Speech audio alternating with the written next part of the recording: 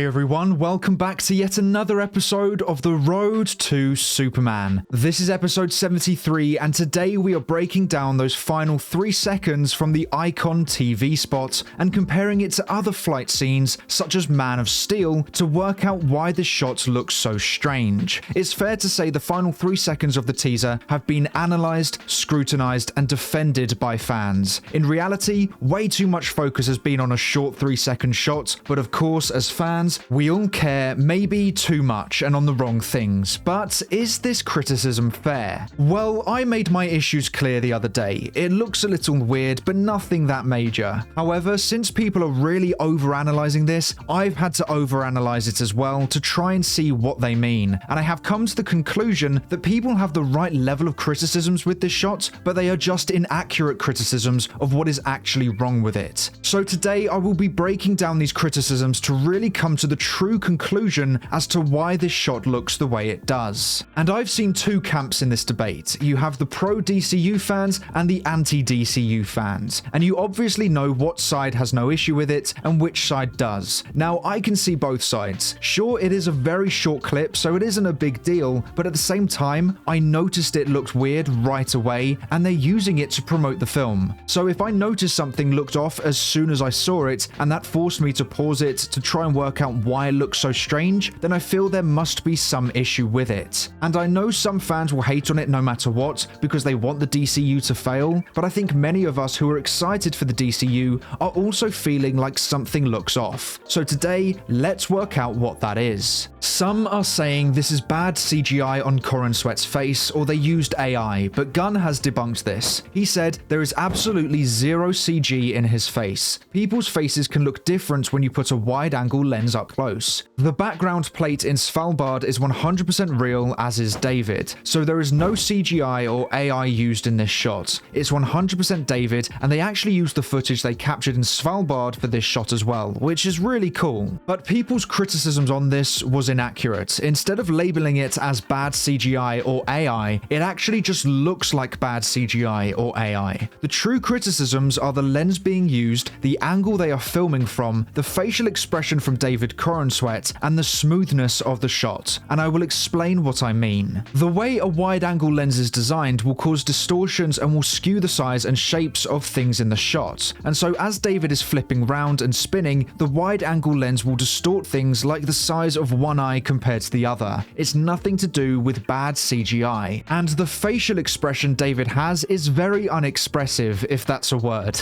and that's probably because it's such a small clip of this moment. I imagine when we see more of this scene, his facial expression will change. But when you think of AI trying to create a person or a CGI'd version of a person, you tend to think that they don't have much expression in their face, and that is what this scene has. So the actual issues here are that David's face isn't very expressive, and the wide-angle lens does him no favors. If you think about it, when filming this scene, David is in wires, laying straight with his arms by his side and having to look up, to pretend he is flying with a wind machine blowing in his face. So that is probably quite difficult to do. If you were to stand up, look directly up in the air, and keep your arms by your side, you will feel the skin on your neck and face stretch or tighten, and that does cause some limitations in your facial movement. Now imagine spinning in the air and having wind blown in your face. It's gonna be difficult to show much expression in this shot, and I think they could have helped David here. If you do the same pose you just did, but then put your arms up and then arms down and then arms up again, you will notice that when your arms are up, you get more movement as your skin is being stretched less. And I think this is an issue this shot has. With the arms by his side, it limits the flexibility even more. And using a wide-angle lens means that if he was to put his arms out in front of him, giving him more flexibility, then his arms would look really silly and distorted through the lens. So for the shot to work with the wide-angle lens right in front of him, he has to keep his arms by his side. But the issue with that is that it makes it even harder to have much of a facial expression. So it's not bad CGI or AI, it's just a poor choice of camera lens and pose combined with poor picture quality. If we compare this to Man of Steel's close-up shots of Superman flying, Henry Cavill has his arms in front of him, making it easier for facial expressions to occur, and they are probably using something like a 35mm or 50mm lens rather than a wide-angle lens. And I think that is a much better way of filming a front view of Superman flying. I get they want to feel feel unique and different to previous iterations of Superman, but I feel whilst this shot is in fact unique, it's not as good as I think it could be. Not only that, but if we look at the other elements they used from Man of Steel, the camera shakes a lot more, which sells the realism of how fast he is flying and how the wind is shaking the camera. Whereas the Superman shot has relied on the wide-angle view to sell the speed he is flying at, but the shot is very smooth with added wind effects in post blowing snow past him. And I think as the shot is so smooth, it comes across as too perfect. So we feel it looks fake. And it's why I think Man of Steel did such a good job with it. Whilst we all knew it was technically fake, the added camera shakes and the camera angles used really helped sell the realism and intensity of it. Whereas here, it's a perfectly smooth shot. So when you combine a nice smooth shot with very little facial expressions, a wide-angle lens right in front of him